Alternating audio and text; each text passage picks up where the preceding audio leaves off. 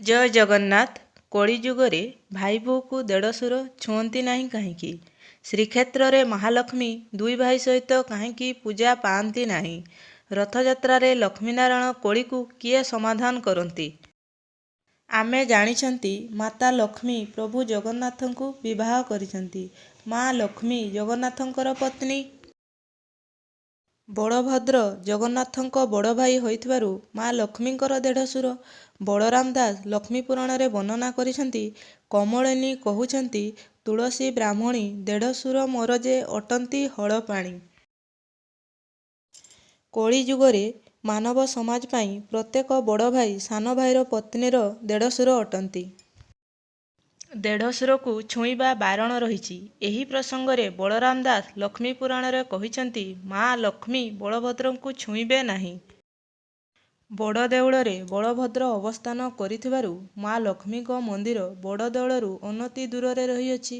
କିନ୍ତୁ ପ୍ରଶ୍ନ ଉଠେ, କାହିଁକି ଭାଇ ବୋହୂ ଦେଢ଼ଶୁରକୁ ଛୁଇଁବା ବାରଣ ରହିଛି? ଏହି ପ୍ରସଙ୍ଗ ତ୍ରେତୟା ଯୁଗର ପ୍ରଭୁ ଶ୍ରୀରାମଙ୍କ ଅବତାରକୁ ନେଇ କାହାଣୀଟି ଅଟେ। ରାମାୟଣରେ ବର୍ଣ୍ଣିତ ଲକ୍ଷ୍ମଣଙ୍କ ଚରିତ୍ର ସେବା ଓ ଆଶୀର୍ବାଦର ପ୍ରତୀକ। ନିଦ୍ରା ଦେବୀକୁ ଆୟତ୍ତ କରି ଭାଇ ଶ୍ରୀରାମଚନ୍ଦ୍ର ଓ ଭାଉଜ ସୀତାଙ୍କ ରାତ୍ର ସମୟରେ ସୁରକ୍ଷା ପ୍ରଦାନ କରୁଥିବା ତ୍ୟାଗୀ ଲକ୍ଷ୍ମଣ ଥିଲେ ଶେଷନାଗଙ୍କ ଅବତାର। ବନବାସ ସମୟରେ ଲକ୍ଷ୍ମଣ ମାତା ସୀତାଙ୍କ ପାଖରେ ରହୁଥିଲେ ମଧ୍ୟ ଭାଉଜ ସୀତାଙ୍କ ମୁଖକୁ ଦର୍ଶନ କରିନଥିଲେ କିମ୍ବା ଛୁଇଁ ନଥିଲେ। ବଡ଼ ଭାଉଜଙ୍କୁ ଇଷ୍ଟଦେବୀର ସମ୍ମାନ ଦେଇ 14 ବର୍ଷ ବନବାସ କାଟିଥିଲେ। ଭାଉଜ ସୀତାଙ୍କ ଅଗ୍ନି ପରୀକ୍ଷା ସମୟରେ ବଡ଼ ଭାଇ ଶ୍ରୀରାମଚନ୍ଦ୍ରଙ୍କୁ ଲକ୍ଷ୍ମଣ କହିଲେ, ମୁଁ ଯଦି ଆପଣଙ୍କ ବଡ଼ ଭାଇ ହୋଇଥାନ୍ତି, ମୁଁ ଏହି ଅନ୍ୟାୟ ବିରୁଦ୍ଧରେ ଅସ୍ତ୍ର ଧରିବା ପାଇଁ ପଛାନ୍ତି ନାହିଁ। ଶ୍ରୀରାମଚନ୍ଦ୍ର ଲକ୍ଷ୍ମଣଙ୍କୁ ଦ୍ୱାପର ଯୁଗରେ ବଡ଼ ଭାଇ ହେବାର ବରଦାନ ଦେଇଥିଲେ।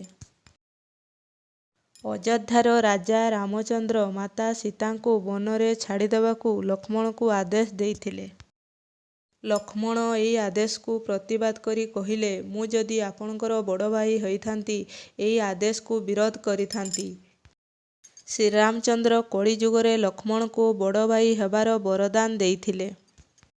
ରାମଚନ୍ଦ୍ରଙ୍କର ଆଦେଶରେ ଲକ୍ଷ୍ମଣ ମାତା ସୀତାଙ୍କୁ ଜଙ୍ଗଲରେ ଛାଡ଼ି ଆସିବା ସମୟରେ ମାତା ସୀତା ଲକ୍ଷ୍ମଣଙ୍କୁ କହିଲେ, ତୁମର ବଡ଼ ଭାଇ ରାମଚନ୍ଦ୍ର ତୁମର ଇଚ୍ଛାକୁ ସମ୍ମାନ ଦେଇଛନ୍ତି।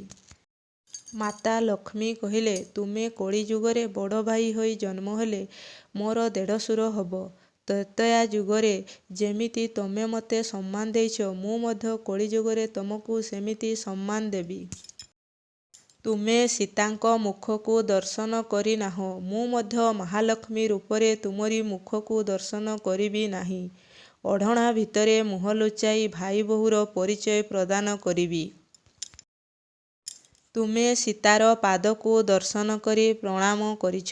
ଲକ୍ଷ୍ମୀନାରାୟଣ କଳି ସମୟରେ ତୁମେ ବଳଭଦ୍ର ହୋଇ ଯେତେବେଳେ କଳି ସମାଧାନ କରିବ, ମୁଁ ମହାଲକ୍ଷ୍ମୀ ହୋଇ ତୁମର ପାଦ ଦର୍ଶନ କରି ପ୍ରଣାମ କରିବି। ତୁମେ ସୀତାଙ୍କୁ ସମ୍ମାନ ଦେଇ ଛୁଇଁ ନାହଁ, ମୁଁ ମଧ୍ୟ ମହାଲକ୍ଷ୍ମୀ ହୋଇ ତୁମକୁ ସମ୍ମାନ ଦେଇ ଛୁଇଁବି ନାହିଁ। ମହାଲକ୍ଷ୍ମୀ କହିଲେ, କଳି ଯୁଗରେ ଏହିପରି ଭାବରେ ମାନବ ଜାତି ଭାଇ ବୋହୂ ଦେଢ଼ଶୁରକୁ ସମ୍ମାନ ଦେବେ। ଏହିପରି ଭାବରେ ସୀତା ଲକ୍ଷ୍ମଣଙ୍କୁ ବରଦାନ ଦେଇଥିଲେ। ତ୍ରେତୟା ଯୁଗରେ ମାତା ସୀତା ଲକ୍ଷ୍ମଣଙ୍କୁ ଦେଇଥିବା ବରଦାନ କଳି ଯୁଗରେ ପରମ୍ପରା ହୋଇ ଚାଲି ରହିଛି।